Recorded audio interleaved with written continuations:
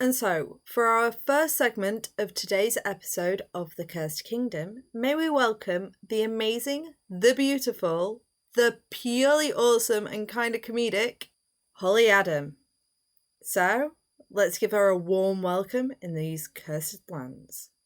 Hello, Holly Adams, and welcome to The Cursed Kingdom. I hope your stay hasn't been too unpleasant, though. Well, once I got out of the quicksand and then I was able to use the circus skills to get past the rodents of unusual size, then after that it was pretty fantastic. Bloody hell, you had a right ride trying to get in here. I did. Just for you. For you, I would do this. Aww. Well, I will say it is starting to become a bit of a tourist attraction. So people just keep coming here and I don't know why. I'm going to totally check out the gift shop on the way out, and I love the bar you've got set up. We've got a bar? I could just pick something up. It's right over there on the other side of the spiky anemone pit. Oh, right. Okay then. That's going to be fun. So, I guess the best place to start is by asking for you to tell us a bit about yourself. What do you do? I am totally happy about my job because I get to be an actor all the time. So sometimes I'm doing film and sometimes stage and sometimes circus, hence the circus reference. And a lot of time doing voice acting for, Wish I could do that. I'm just stuck here all the time. It's boring. That sounds like so much fun. It's totally fun. And you know what? We could probably set up a rig so that you could get some trapeze action going on in here while you're stuck here. We've got to do that. So how long have you been doing all that then? Well, I started doing acting stuff and on a semi-professional basis when I was in high school and continue to take class and work and study and went to uni for that and went to a conservatory program and blah-de-blah face. And then I really got started doing voice acting. Oh gosh, 15 years ago, maybe more. But I started doing that by starting doing radio plays. And, the live radio plays, which are coming back, they're calling them audio drama now, but it's the same thing. Oh, yeah, I've written plenty of scripts for them. It's just they'll never come to anything. Oh, but it's such a great form. I love that form. And so from there, I started doing more, commercials for web and radio and some animation and game and audiobooks and all of that kind of stuff. And I love the blend of what I do, and I love how I love this being in a state of constantly learning and growing. Even if, like in here, I'm growing mold. No, just kidding. It's there are some damp bits in your kingdom. Yeah, just saying. I know. I'm trying to get that sorted, but it doesn't seem to be going very well. It just seems to be getting worse. So, what games have you acted in? Some ones you've never heard of. You never know. And that's actually something that it's interesting because I did some of that a long time ago when I first started. Well, actually, of course, like everyone else, I did a lot of role playing with my friends and then did voices for just stuff we were doing. And then did some games that have long since died probably much needed death. And then didn't voice games for a while and am it totally engaged now and re-emerging into that world after being away from that for long enough for the dead to lay dead. Of course, you never know. They might come back to life, especially if it's a zombie game. Although I've only voiced zombies in audiobooks and in film. I've been zombies, but not yet in a game. So I guess the game can't come back to life since it's not a zombie. Are you going to tell me you've been a zombie in The Walking Dead? Because I'd be so jelly. No, not in The Walking Dead, but in this other film called Here Alone, there's a pivotal zombie moment. Okay, like it changes the plot. So, and I've been a zombie in a few other movies, so it's pretty fun. But that's the one where I have an actually long scene. So Nice. Not that that's all I do is zombies, but who doesn't love zombies? I know, right? So, what has your greatest challenge been when acting? When I'm acting, I get really, sometimes I worry a lot, like right before I'm doing something, and sometimes even while I'm doing it, trying to make that editor voice. Am I allowed to curse in the Cursed Kingdom? Go right ahead. Fucking shut up. I gotta tell my brain to just shut the fuck up. Because it's like, wait, are you doing this right? How about this? Is this the way it's supposed to be? Huh? And I'm like, stop it. And then I can just hit the reset button and get back into because like any other conscientious person, you do all of your preparation and you practice and you rehearse and you really know this character or characters and you really have this down. And like, for example, my cartoon demo and my game demo, the voices are very, very different people from very, very different things I've worked on. But that's because I know them and I feel them. But getting like right up until I'm actually recording. And then sometimes the first few moments of recording, that other negative editor in my head is like, oh, that wasn't good enough. No. And I'm like, shut up. So I would say for me, that's the hardest part. And I think it's partly because we talked about this a little bit. I have social anxiety too. And I'm such a people pleaser. Not in a negative way, but in a positive way. Like I want it to work out. I want to have a good time. When I'm working with an author on an audiobook, I want to hear how they imagine the characters so that I can combine that with whatever impressions I got to, you know what I mean? Yeah. I'm like, I would be really super happy. I have a very dog-like personality, Hey, let's just have some fun, and then we'll eat food, and then we'll get the ball, and then we'll go take a nap and work hard, So that sounds crazy. To be fair, it sounds like a whole big ball of crazy. Well, thank you so much. I don't know if I could ever do anything like that. I'd go nuts because I'm a huge perfectionist. Yeah, and that's part of it, right? I mean, this is going to sound stupid, I love math and science. And simultaneously, one of the things I found comforting in early on in my life, when you're like 13 and 14 and everything is horrible, and especially yourself, and you have to find comfort in anything that is predictable or understandable or at least doesn't change on you. And I was like, geometry, I love you. That's not something I was going to expect there. I did not expect that at all. But because it's a formula and a proof is a formula and a proof, even if you invent the way to do it, that like a triangle is a triangle, So, but at the same time, that became something that I didn't like. Like, it turns out that when I'm not in the throes of the worst years of everyone's life, I like a little bit of scary. I like some unpredictability and chaos. I like that there's not one answer, that there's multiple answers and they're all right. So I think that's why I became an actor. And I also, sometimes work with children using, I'm going to whip out some words here, performance modalities to co-teach academic content.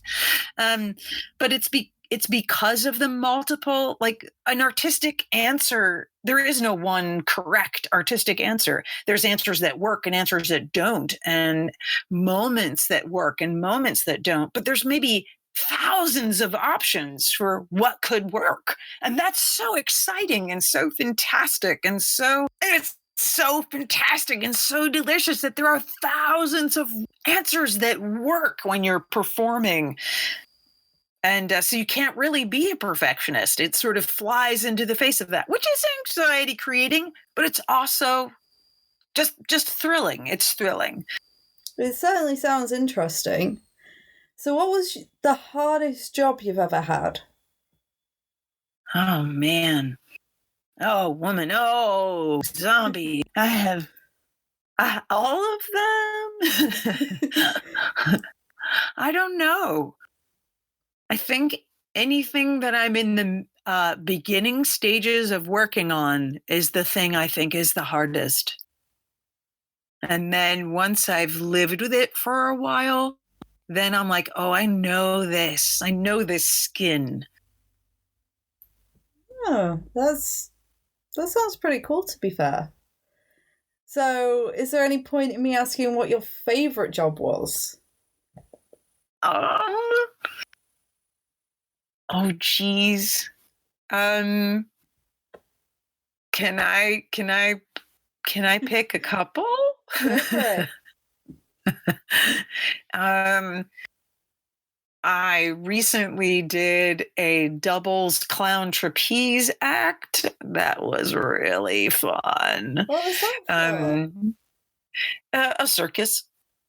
And also, I recently voiced a 10-book series that had it starred a normal man and woman,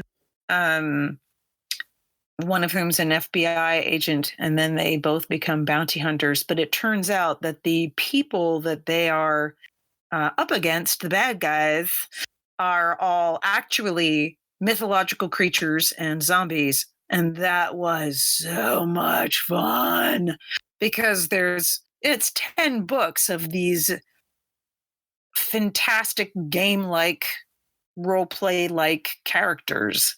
It was great.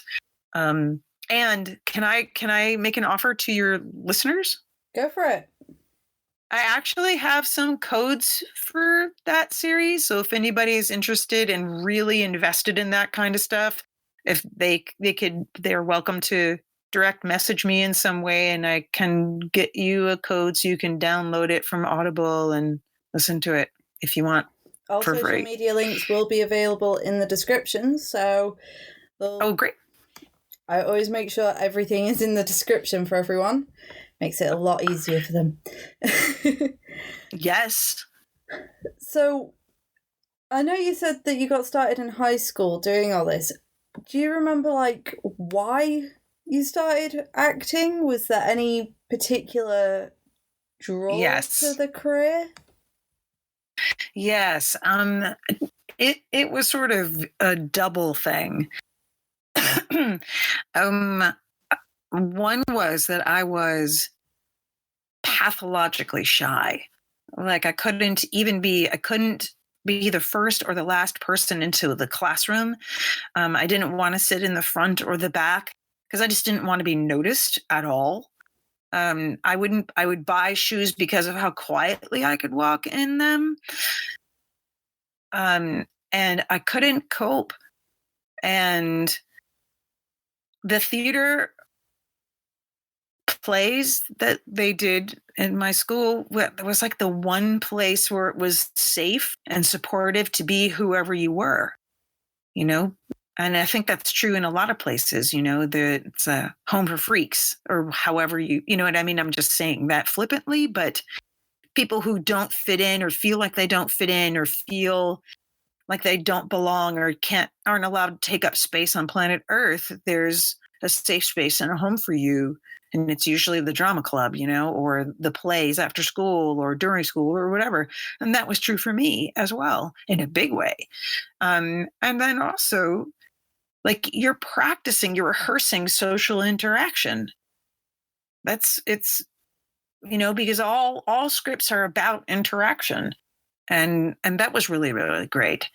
And the other reason is that both my parents enjoyed community projects, community performance projects, my mom especially. And then she was a social worker and used play therapy and drama therapy and puppet therapy, but not as a therapist, but just as a social worker, as part of her way of connecting people she worked with the world and themselves. And that made a huge impact on me. The power of the arts to help us connect to each other and ourselves and process terrible things and process wonderful things and understand a little bit about who we are and what the fucking hell we're doing here.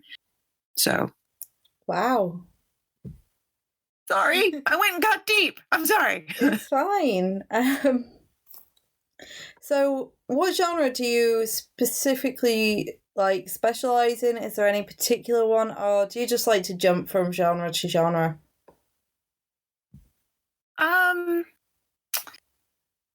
Voice-wise or otherwise? Voice. Let's start with voice-wise to start with, and just work from there. I really love sci-fi, fantasy, adventure, mystery adventure, sci-fi adventure, fantasy adventure, romance adventure. As long as it's got some buckle, swash, swash, I am toe curlingly happiest. I do a lot of genres, but I would say when I'm working on something adventure-y, whether it's a cartoon thing or a game thing or an audiobook thing, that's when I'm giggling my pants off in the studio. And I'll come out and I'll just be like, oh my gosh, that was so much fun. So out of all the things, different areas that you've been an actor in, whether it's audiobooks or radio script or games, which has been your most preferred to work in? Oh, man. I would say definitely I prefer things with stories versus things without stories. So I like radio plays and audiobooks and games and cartoons better than I like commercials and e-learning and things like that. Although I do love narrating science shorts and, that kind of thing. Because, again, there's a story in there. I get to be David Attenborough, only not nearly as often. But, yeah, I really do believe that people play games and listen to stories because of a journey that they themselves are on. And I'm going to be sincere and goofy at the same time here. And that's an honor, that's a really honor and a privilege to be a part of that process. And I try to really take care of that. You know what I mean? Respect it, I guess is what I'm saying. Right. And I enjoy it. Though? It's yeah. Right. And of course, carry on. oh, sorry. I was going to say, and of course, like I said, I was realizing that one of the things I like about anything that's adventure-y is because, of course, adventure is literally about a journey. The characters are taking an internal journey as they take an external journey. And I also think adventure is where you have a delicious mixture of really serious and funny. You'll have some really deep stuff happening. Death or war or introspection, whether it's games or audiobooks or whatever. But then you'll also have these incredibly fabulous comic moments. And there's always a sense of mystery in any adventure because you don't know what's going to happen next. And I think it's that sense of mystery that draws people to games. And when it becomes too predictable, that's when they get bored. And to be fair, you talk about adventure, you always having journeys. There's Joseph Campbell's narrative theory of the hero's journey, which is in just about every narrative, a hero undergoes a journey. So I got a bit confused there. then I think that was my own theoretical mind playing at work there. Yeah. And I mean, but I don't think it's just to get away from the sort of like men run everything, right? Because when we say hero instant and we think hero's journey, we automatically think of somebody like Thor, right? But, you know, a mom has a journey, the journey of trying to figure out how the hell do I manage all of this? Or how do I discover taking time for myself? Or how do I discover not losing my mind? You know, well, that is what Joseph Campbell's theory was, that every narrative you ever read had the protagonist, the hero of the story, so to speak, undergoes a journey. It's basically just the main protagonist undergoing a journey to correct the equilibrium. Cool. Joseph Campbell's awesome. I remember reading that book. Yes, A Hero of a Thousand Faces, I believe. Is that the name? I'm gonna have to look that up now. I can't remember. Oh, I thought it was. I thought it was Power of Myth. Maybe I'm thinking of the wrong one. I don't know. It was only like 6 months ago I read it, and I can't even remember the title of the book. It's on my bookshelf somewhere, but I can't really see it from here. So, do you have any tips or advice you would give to those that are just starting out in an acting career? Yes, I would say, regardless of the genre of acting that you're going in, but especially if you're going into some sort of voice acting, definitely familiarize yourself with the genre you want to go into. Like I've had people say to me, "Oh, I never listened to audiobooks, but I want to become an audiobook narrator." Okay. The first thing you have to do is actually listen to audiobooks. And then there's also a lot of bad online advice and good online advice. And a great way to get started is to read the really good online advice and then start taking classes. And if you want to become a voice actor and you haven't taken any just regular acting classes, do that, especially improv, because you really do have to actually practice understanding where the different characters are coming from and trying to be them honestly and having them come across as real because they are. Right. Are you still there? Yeah, I just didn't want to step on your vocal toes. It cut out a minute as well, so I was like, just check if she's still there. So, is there any area of acting that you would suggest people go into before, really? How do I put it? Before they actually go into a full career of acting. Definitely. I would say study improv. If you can become part of an improv troupe, but make sure that you also have a teacher or a guide who can call you out on your stuff. Because sometimes people substitute playing a character. They substitute being just trying to play the joke instead of playing a character. So make sure that you get some a leader of the group or a teacher who's going to make you be character driven while still being in the moment, and then doing some scene study stuff and becoming involved in anything, where you actually have to perform in front of other people, because that sense of feeling the audience and the timing of things and remembering that what the character doesn't know, especially because whether you're doing voicing game characters or an audiobook, the characters don't know what you know. So you have to constantly remind yourself of that. And working with a live audience helps you continue to remember that, because you kind of have to keep playing the character's ignorance. And that's what makes the joke land or the tragedy land or whatever. You can literally feel that when you have a live audience. That's really interesting. Thank you so much for that insightful interview. I'm sure many of my audience will find it very useful. I'll just warn you, though, that some of the peasants have recently died and are now managing the forest that surrounds the kingdom, so just keep a close eye out. And let me know if you see any, because it is October next month. It's Halloween. I love ghosts. Sorry. Maybe we'll have tea. Maybe I'm gonna invite a ghost to the bar because you know what they drink? Spirits. What? That's brilliant.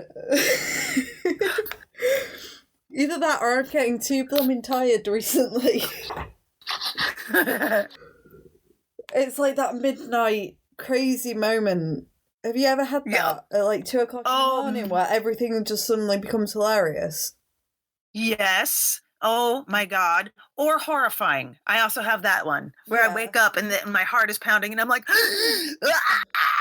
but I'm on about or sometimes you've been up for a long time and it comes like 2 o'clock in the morning or 4 o'clock. Oh, yes. And everything just becomes immediately funny. Everything, like your phone number. Oh, those two numbers are next to each other. Yep. So yes, it was truly a pleasure having you on, in the Cursed Kingdom. Just be wary of the ghosts. I don't know if they're friendly or not yet. I don't know if the curse has corrupted them or what. So I just keep an eye out. You just don't know. Will do. Yeah. Okay. Everything seems to become very dangerous. Oh, yeah, jeez. All right. I'll keep that in mind as we exit the premises, or attempt to. Maybe I'll have to dig a tunnel. Maybe. Just have fun while you're at it. Will do. You're the best.